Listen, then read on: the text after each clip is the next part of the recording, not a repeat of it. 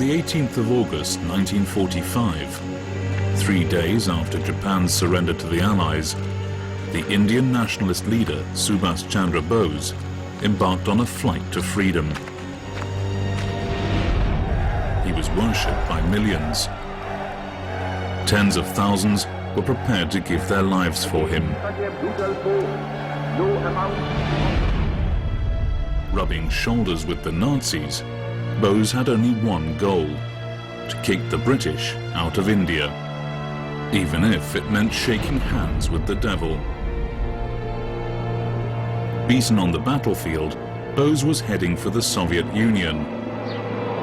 But his flight never arrived at its destination. The plane crashed. Bose died, or so the official version goes.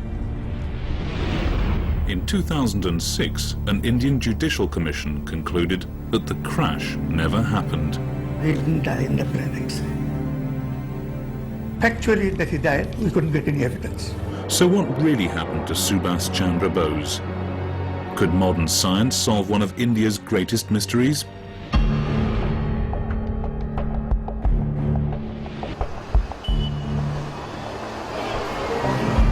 Calcutta, the former capital of British India, the hometown of Subhash Chandra Bose.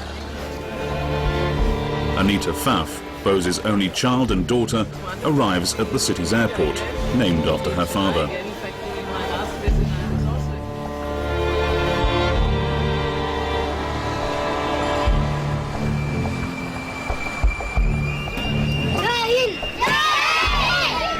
Born and raised in Austria, Anita is an infrequent visitor to India. I'm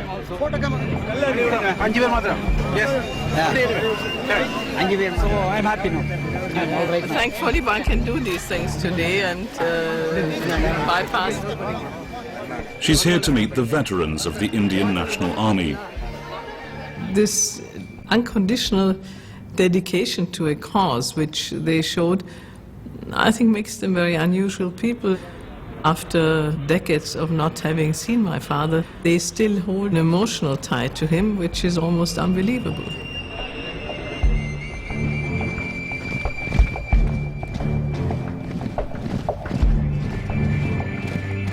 In 1944, 40,000 of them had marched from Singapore to the jungles of India, together with the Japanese. A man with unlimited courage.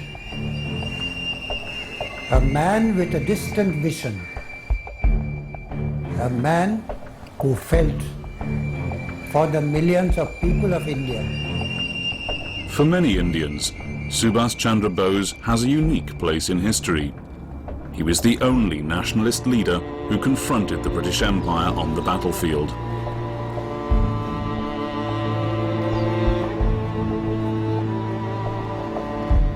Today, Anita Pfaff is on a personal journey of discovery about the father she never knew.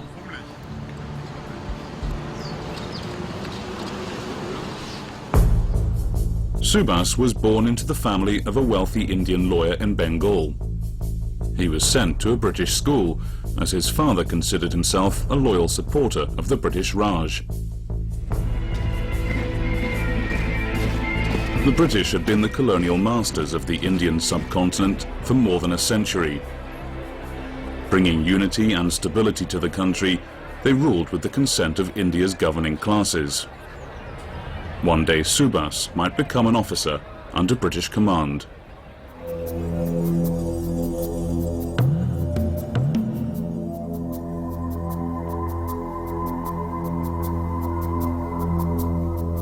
But there was another side to India, far removed from the pressures of Subhash's family and of his English school. Absconding at the age of 15, young Bose discovered an ancient world of mysticism and magic.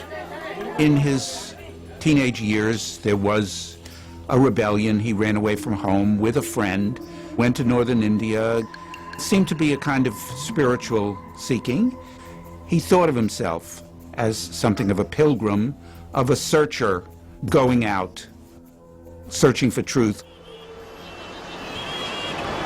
Bose moved to Calcutta. It fully struck him how British rule was ultimately racist, and how Indians were discriminated against by their European masters. There was one club. It was meant for only for Europeans, not for others. Asiatics nahi, Indian nahi. So on the gate it was written, dogs and Indians are not allowed. Subhash entered Presidency College. He's fondly remembered for standing up for the rights of his fellow Indians when he was a student here. Being the child of any successful parent, you get a degree of reflected glory, whether you like it or not. In my case, of course, it's a bit easier because for most of the time, I live in a country where people do not know or do not take much account of who my father is. And I can sort of live my own life and not be cast in the shadow of my father, so to say. Subhash passed his exams with flying colours. In 1919, he enrolled at Cambridge University in England to prepare for entry into the Indian Civil Service, the ICS. In British India, you have pretty strong racism. In British India, he is a black man. He's an Indian. And in Britain, it's different. After only 8 months of study, Subhash passed the extremely difficult Indian Civil Service exam. To his surprise, he was the 4th best in his year. It threw him into a personal crisis. Does he want to be a servant of the British Raj? After he thinks about it for a while, he says no. The British, they're not thrilled that one of the top candidates would drop out, so they say, please reconsider, you don't know what you're giving up. And he says no. Bose returned to India to begin a career as a politician, helped by the reputation of his Cambridge degree and by his family connections. The Calcutta region was prone to flooding. Poverty was endemic. Bose organised famine relief in eastern Bengal, impressing Indians and the British alike.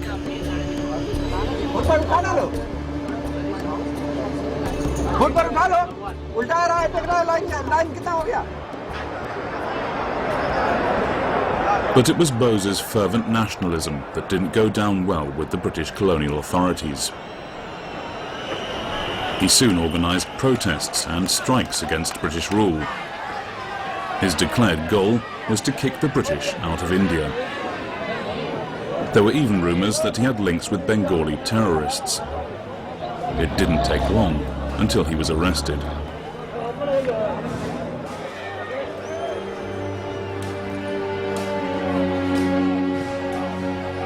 Time and again over the next 10 years, Bose was locked up for his anti-British activities. In prison, his health declined. To avoid turning him into a martyr, he was released into the care of his family. The precondition was that he left India for a lengthy period of time.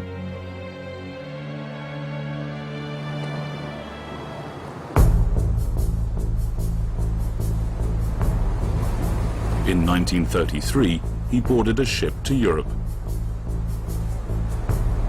His destination was Austria, where he was diagnosed as having a stone in his gallbladder. After an operation, Bose's health gradually improved.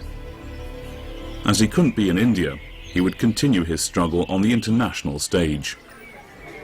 He calls himself, during this European period, Ambassador of India in Bondage. He wants Europeans, non-British, to support the efforts of India to obtain independence from the British Empire. Writing his autobiography, he hired a young Austrian woman, Emilia Schenkel, as his secretary. The two fell in love and secretly got married.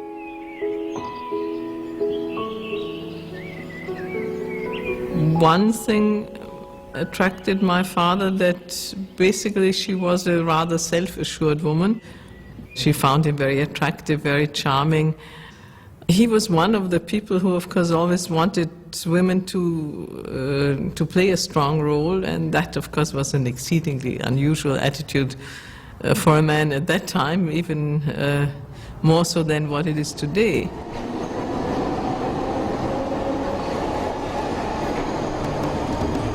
In India, there are many reminders of Bose's travels in the German-speaking world. It's made him hugely popular among the Indian young. For Anita, there is little she can do to escape her celebrity status as the daughter of one of India's greatest independence heroes.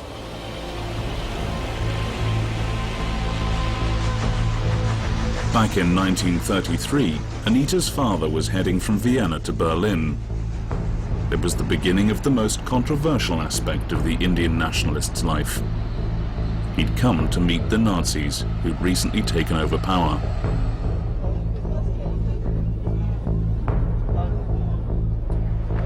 Bose was impressed by the supposed efficiency of the Nazi regime. He told others that he wanted a combination of socialist ideals and fascist discipline for India. But he criticized that the Nazis considered Indians racially inferior.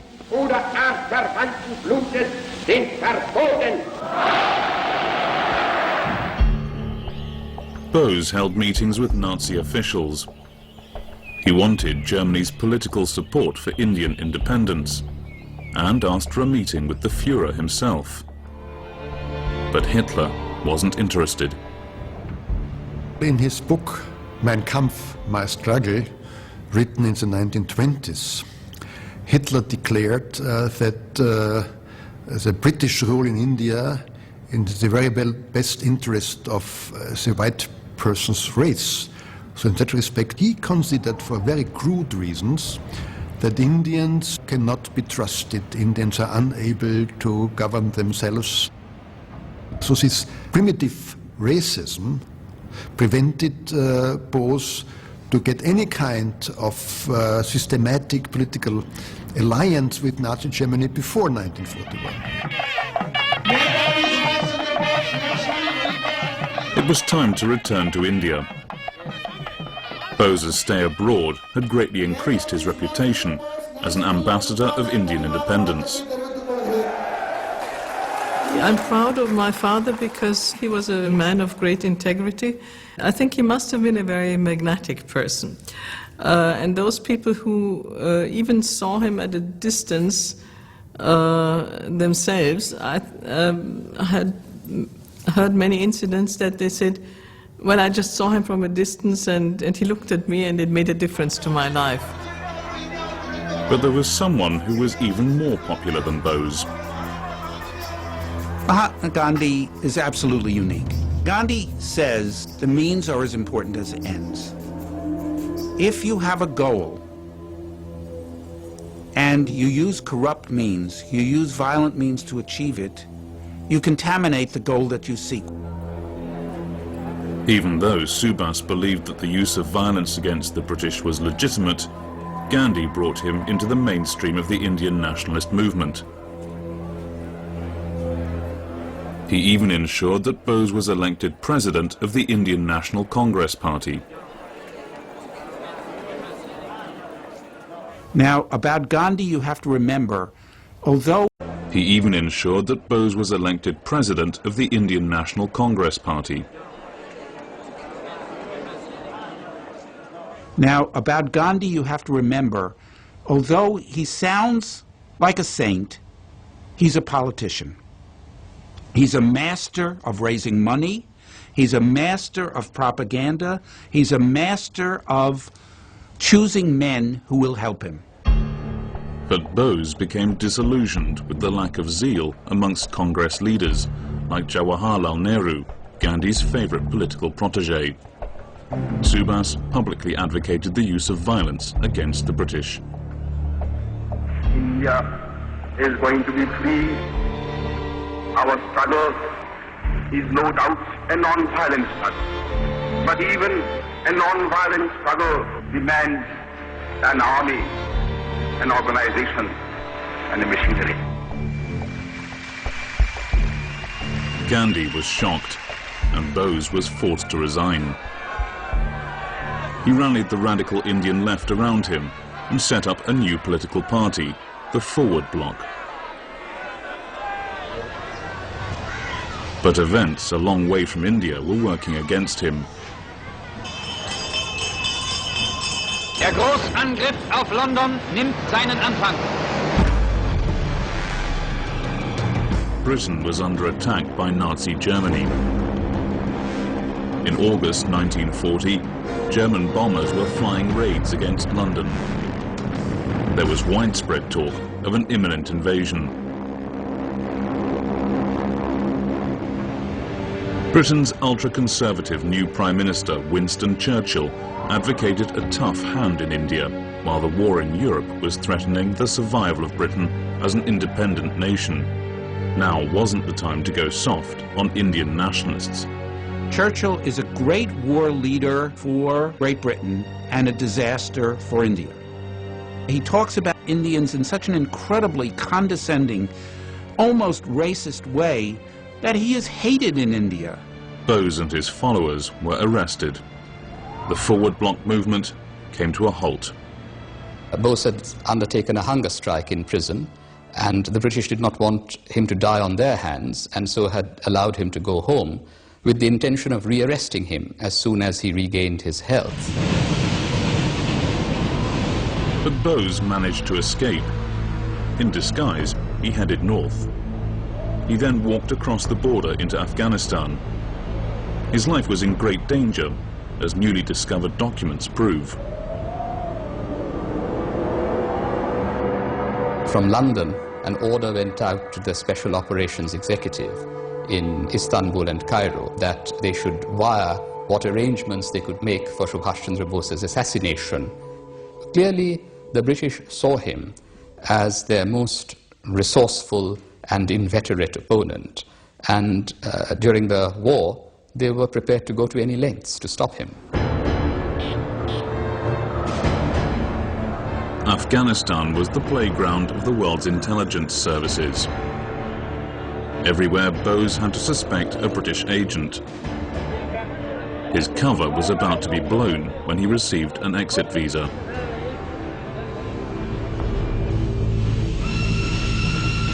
Bose boarded a train and headed north. His first stop was Moscow.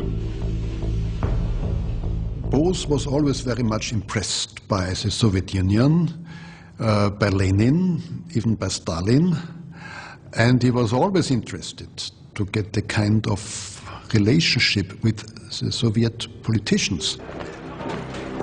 But Stalin didn't trust the Indian nationalist. He feared that Bose might be a British agent. Subhash only received a transit visa and was forced to continue his journey. His final destination was Germany, which had a non-aggression treaty with the Soviet Union.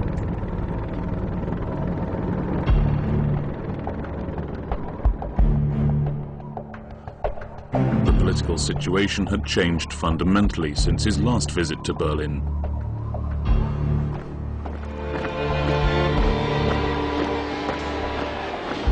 The Nazis were at the height of their power, the masters of Western and Central Europe. Bose wanted to enlist their help in his struggle for Indian independence. In the early 40s, he felt that the old imperialisms of the British and the French and the Dutch were in conflict with the new imperialisms of Germany, Japan, and Italy. And the colonized countries of Asia might as well take advantage of that conflict to press for their own freedom. Within 6 days of his arrival in Berlin, Bose requested Germany and Italy to make statements in support of Indian independence. He also demanded money and military aid. But Bose's memorandum to the German government met with polite silence.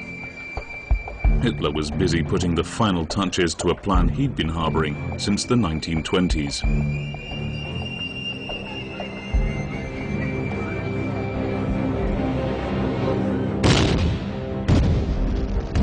On the 22nd of June 1941, the German Wehrmacht attacked the Soviet Union. Bose was shocked. He'd always seen Russia as another natural ally in his fight against Britain. But the German attack on the Soviet Union offered new opportunities. Hitler had ordered that once Russia had fallen, the Wehrmacht would continue its advance all the way to India. Suddenly, Bose was of interest to the Germans. They agreed to support him with money and gave him diplomatic status.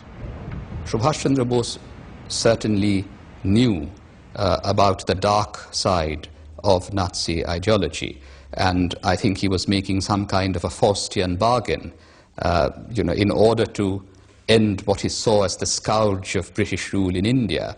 He was prepared to, even shake hands with the devil. Bose assumed the title of Netaji, which means leader or Führer. He received an office and an organization, the Free India Centre, with a staff of more than 30 people. Bose's first task was to broadcast anti-British propaganda to India. With his new title of Netaji, he addressed his followers back at home. When he started his speech, Ami Subhash, I'm Subhash, tears started rolling from the eyes of his mother. Bose wanted to reach the 2 million Indian volunteers of the British Indian Army. These men were the bedrock of the British Raj.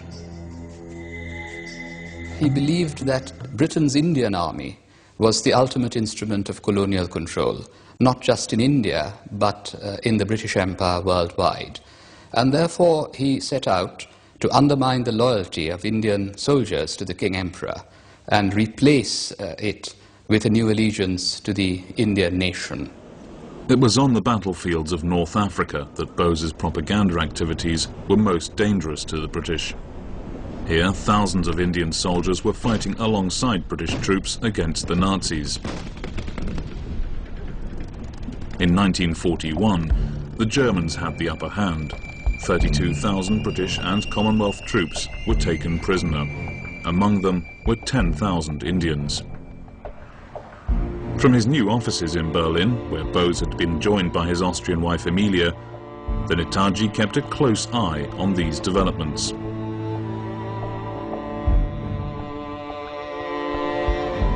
His focus was on the sleepy German town of Annaburg, south of Berlin. During the war, it was the arrival point for the nearby POW camp of Königsbrück. In the autumn of 1941, the first detachment of British Indian prisoners arrived here by train. They'd been specially separated from their British comrades. Bose soon paid the camp a visit. The Netaji proposed that the Indian POWs should join a special Indian legion within the Wehrmacht, loyal to himself and to Adolf Hitler. My husband accompanied them as an interpreter, and he explained that the Sikhs, the ones with the turbans, it was always very difficult to convince them. They always started talking about the salt. We eat English salt, and we swore an oath to them. Bose didn't react angrily. He said, I understand that, but it's your land you're working for. Your land needs to be free, and everything we can do, we're doing it for ourselves. And the Sikhs accepted that. A total of 3,500 Indian soldiers signed up. Though part of the Wehrmacht, their goal was the liberation of India. The National Socialist arrogance with respect to the Indians, that wasn't really relevant for us. On the contrary, we thought, okay, they're different. And maybe they're not what you expect from a German soldier either. But that's why they're Indians. We have to accept that.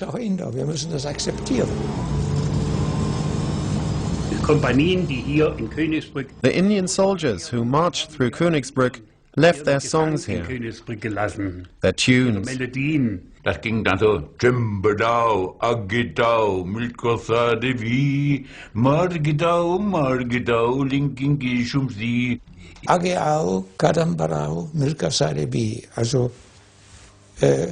Onward with a determined stride, all joined together. And now comes the interesting part. Hindus, Muslims, Sikhs and Christians, all brothers to one another. And that was the point. We wanted to have a community for the future of India.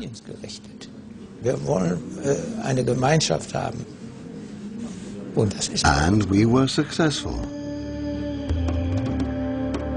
Am hohen Drahtzaun standen slim, handsome men stood at the tall chain link fence with turbans, very exotic.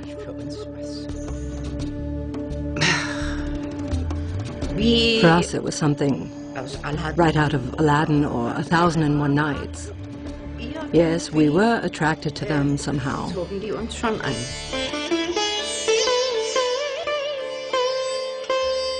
I saw all the Indians, and they all appealed to me. They were really very, very smart soldiers. I don't know if smart is the right word, but they were very well-dressed soldiers.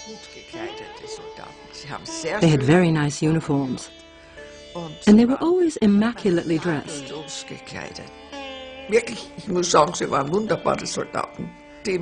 the girls lusted after the Indians at the time. Me too. Bose's Indian Legion appeared in a Nazi newsreel.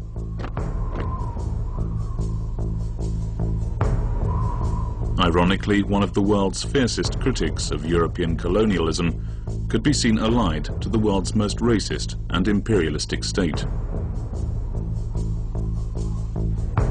But the Wehrmacht's war against Russia wasn't going well. The chances of reaching India were slim.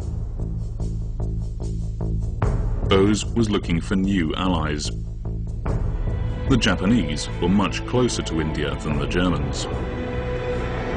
After its surprise attack on Pearl Harbor, Japan had entered the war on Germany's side. Sweeping down the Malay Peninsula, the Japanese had caught the British forces in Southeast Asia than the Germans.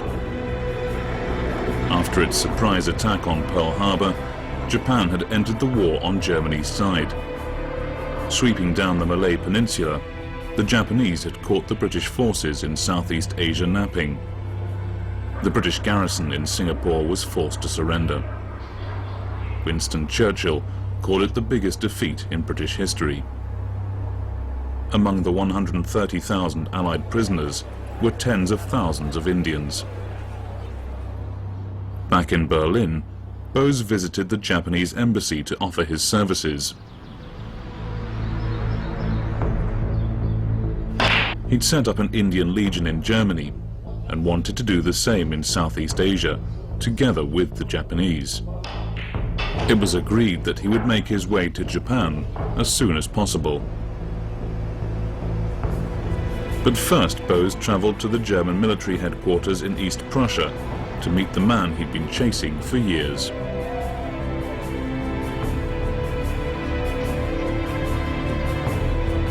Bose's prestige in Germany was at a high. He wanted to convince the Führer to give his public support for Indian independence. Their handshake was captured on camera, but the meeting didn't go as well as Bose had planned.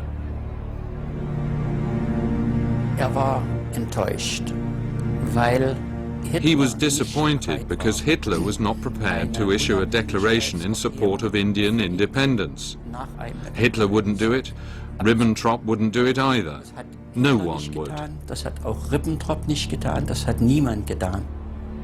Despite the disappointment, the mere fact of Bose's meeting with Hitler was an extraordinary propaganda coup for the Netaji. It was seized upon by friends and foes alike. In India, it's long become part of the Netaji folklore. At the opening of a new school in Chennai, the event is staged in honor of the Netaji's daughter, even if it feels a bit uncomfortable. If you look at the motivation of his work, which was to fight against the colonial power Great Britain, which suppressed his home country. He was looking for support from others, and where would he find it? Certainly not in the United States or France or many of the other European countries who were colonial powers themselves. So he was looking for support with the enemy of his enemy, so to say. Jai Hind war der Gruß, der in Berlin erfunden wurde. Jai Hind was the greeting that was coined in Berlin. Und wo sich alle Everyone wanted to use the phrase, "Long live India." begrüßen wollten, und And that's what they did. durchgeführt worden. Perhaps it's no longer in use today. Although if you greet one of the old boys with Jai Hind, they still understand. Dann verstehen die das immer noch. Jai Hind! Jai Hind! Back in Berlin, the Netaji was getting impatient. It would be months before a U-boat was available for his trip to Japan.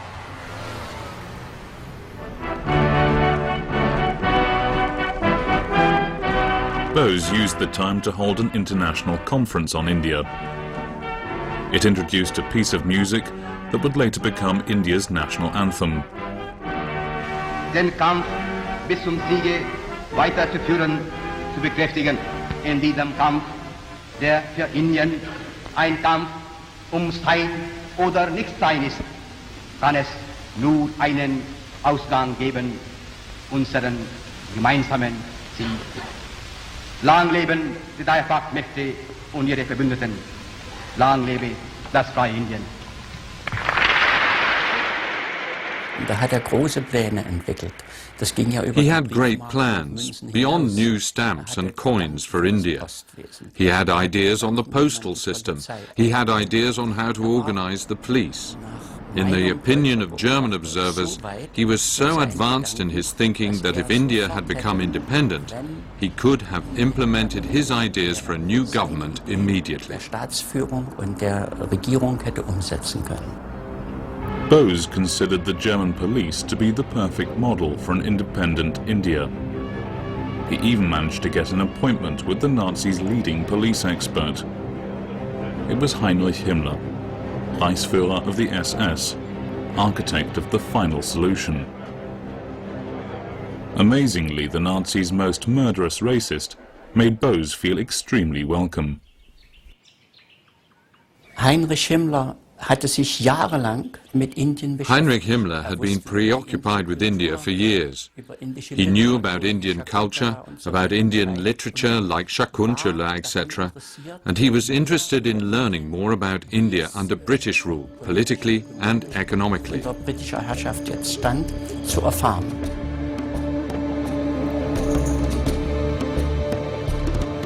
In 1938, Himmler had even sent an expedition of SS scientists to Tibet, believing it to be the original heartland of the Germanic tribes.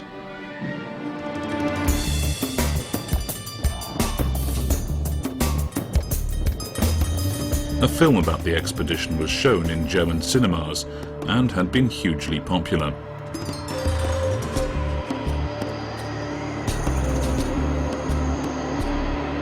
During their meeting, Himmler promised Bose that he would protect the Indian Legion.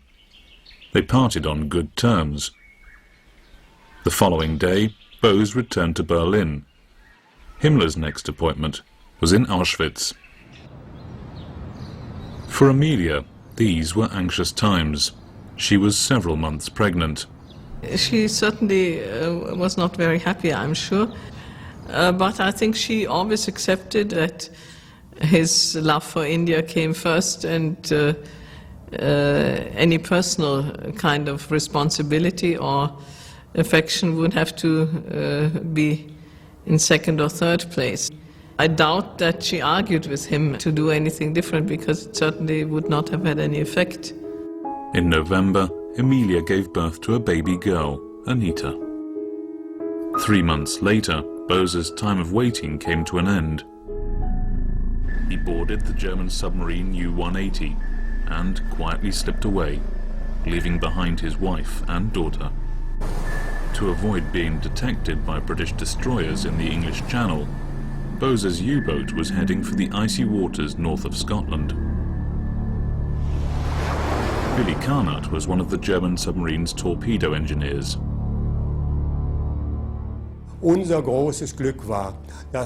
It was our great fortune that there was a storm with wind force 12. No patrol boats could last in the area, and aeroplanes couldn't take off either. At the same time, the thermometer dropped to about -10 degrees Celsius. It was so cold that our deck gun turned into a gigantic block of ice. Mr. Bose and Mr. Hassan fared extremely poorly in the rough sea. They spent most of the time in their berths. They were green and yellow.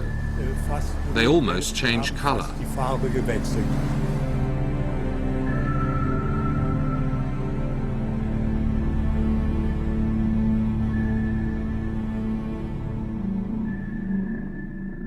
Verschwand ja ganz heimlich. Und es durfte He niemand disappeared secretly, and no one was allowed to say where he had actually gone or where he was. That was why our soldiers felt abandoned. im Stich gelassen. Bose was no longer there. Bose war nicht mehr da.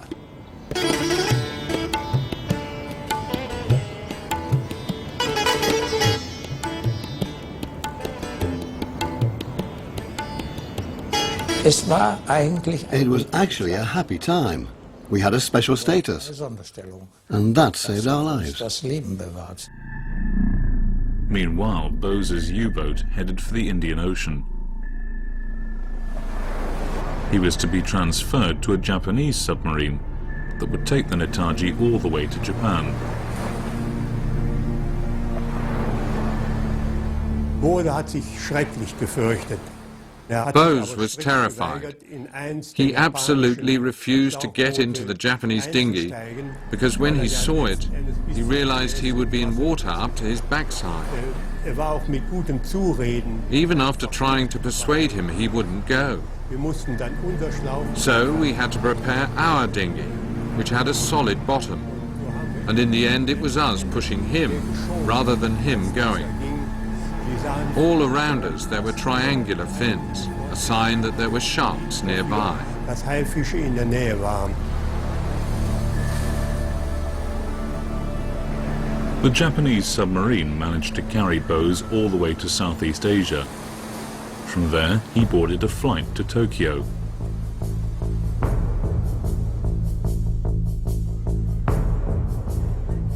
We are now living in a period. Addressing the Japanese government, Bose was elated. Within the ranks of the Indian National Congress, you see today. He always felt more comfortable with the Japanese than he had ever felt with the Germans.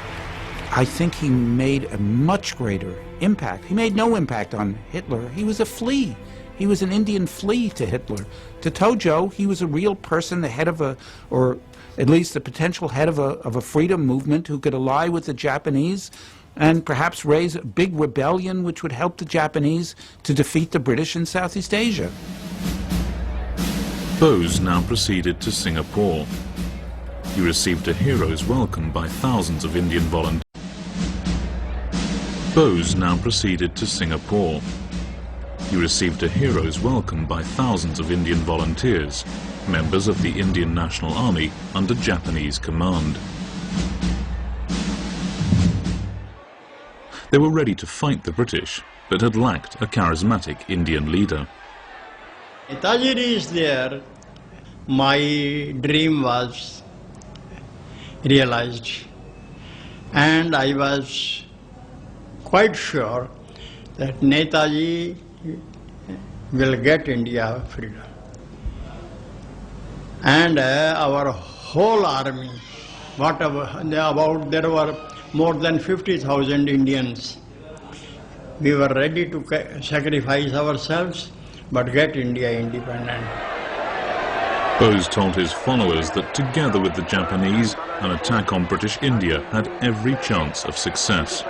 Subhash Bose said, oh, as soon as we get into India, hundreds of thousands of people will rise up and fight against the British. Some truly believed in what Subhash Bose was preaching, which is we are now going to fight for our own freedom. Why should we fight for the victories of the British Empire? Let's fight for Indian freedom. And that's what he persuaded some of them to do. One of the unique features of the Indian National Army was that there was a women's regiment. They were trained to fight, they were given small arms training, and many of them were teenage girls, recruited from the Indian population in Southeast Asia. There were 3 million Indians in Southeast Asia.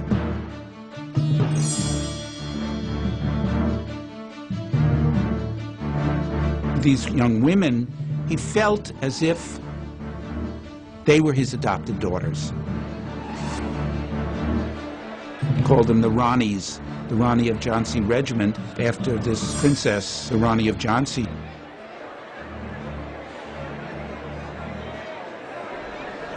One of the women officers in the INA was Lakshmi Sehgal. A trained medical doctor, she still runs a hospital in Calcutta. Hello. Really? Hello, Auntie Lakshmi. My daughter.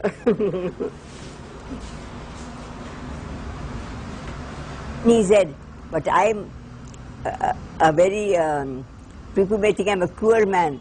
I'm still not satisfied. I want women also to join the regiment and form a regiment of their own, because they form half the population, and unless they also fight for the freedom of the country, they can't expect to get their rights after freedom. So women also must join. At the beginning of 1944, the Indian National Army joined the Japanese advance towards India. The Japanese generals and officers had a lot of respect for Bose. And some of them said to me privately, there is no person in the war who more fully fit the ideal of a samurai than Subhash Chandra Bose.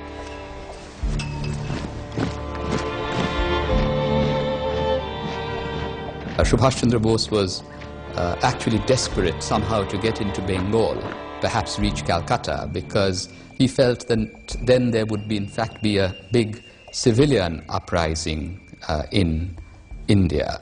And his Indian National Army was simply meant to be a catalyst for a much larger civilian uprising inside the country. In March 1944, Japanese and INA forces went on the offensive.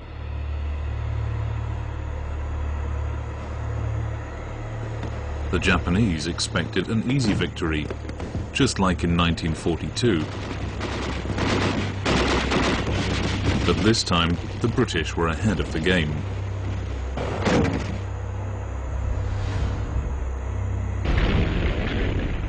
The Japanese had one of their worst defeats in the war, and the Indian National Army, recreated by Subhash Bose from the original Indian National Army, was just massacred.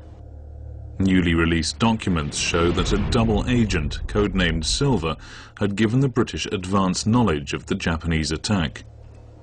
His real name was Bhagat Ram Talwar. An insider, he'd received the information from the unsuspecting Netaji himself.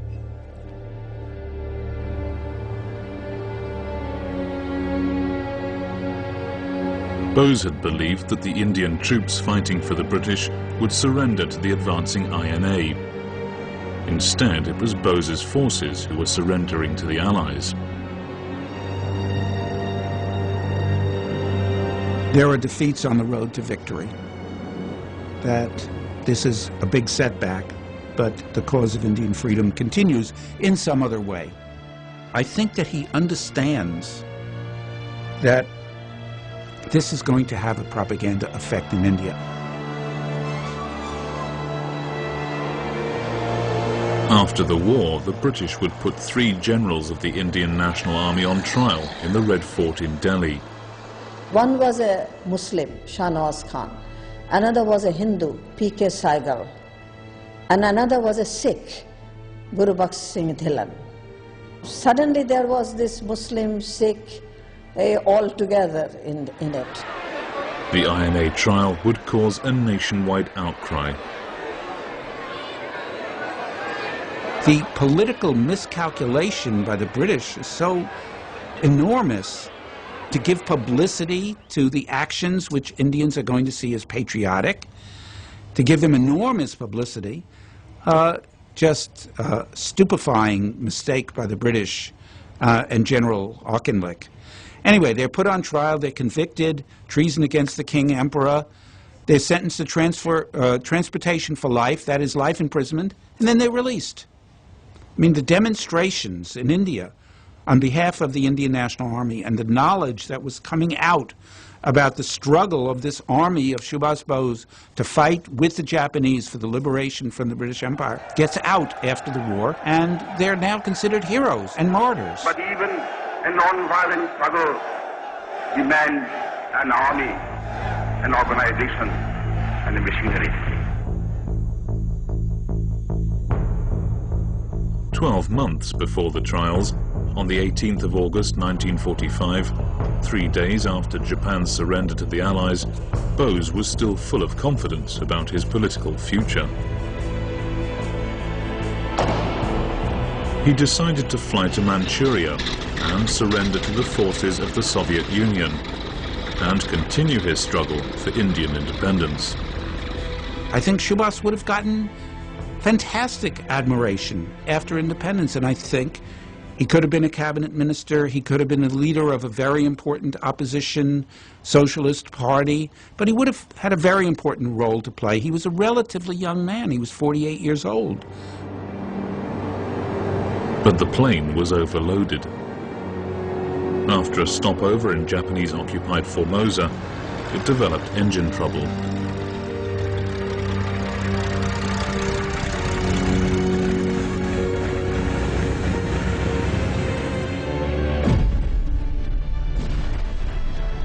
According to witnesses, the plane crashed. Bose died as a result of severe burns. He was cremated, and his remains were sent to a Buddhist temple in Japan, where they're still kept today. The first was a shock. After all, when you suddenly hear the news of the death of a very near one, you are shocked. You are deeply grieved.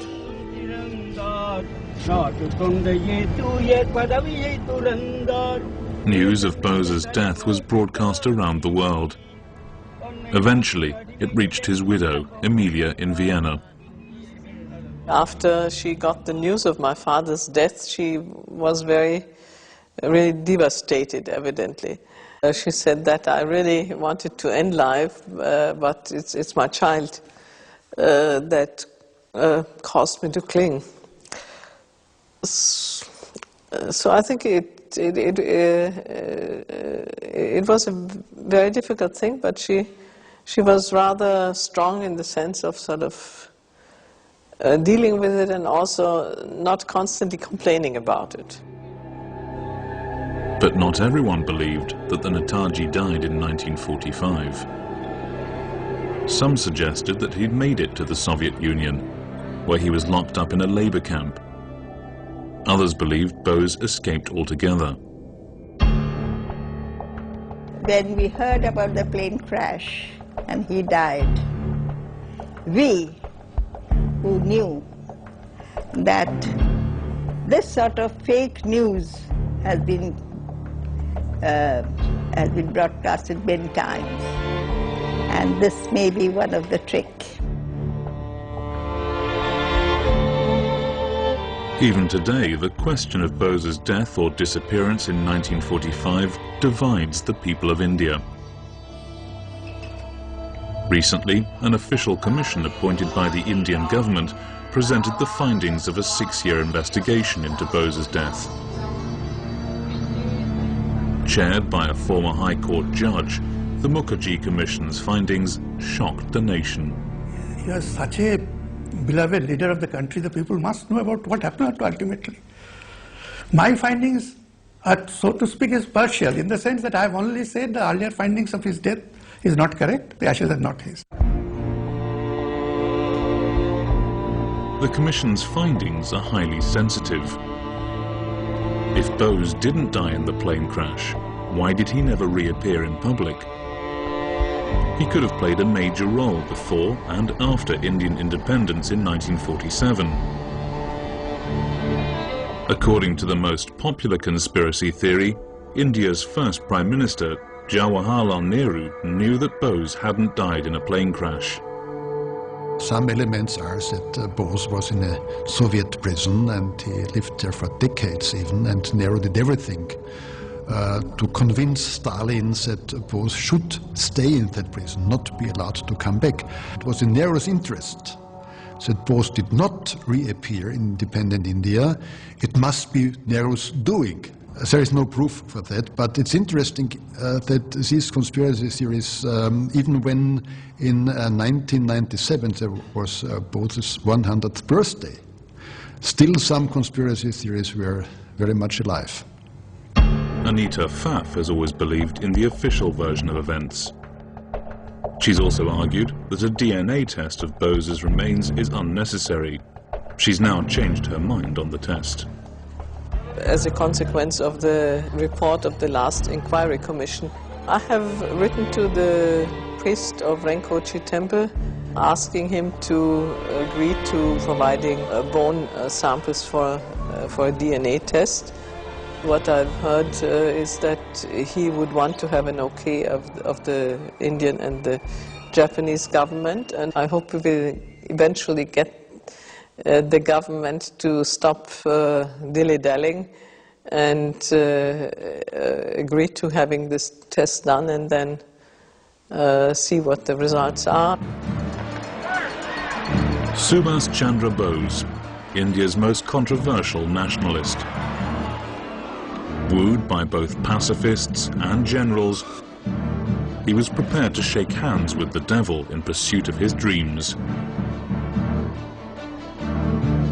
6 decades after his death or disappearance, Bose still has the power to electrify the nation. My father was always a mystery man, it seems, and he has left us with a couple of mysteries which stay with us, and the circumstances of his death are certainly one important issue.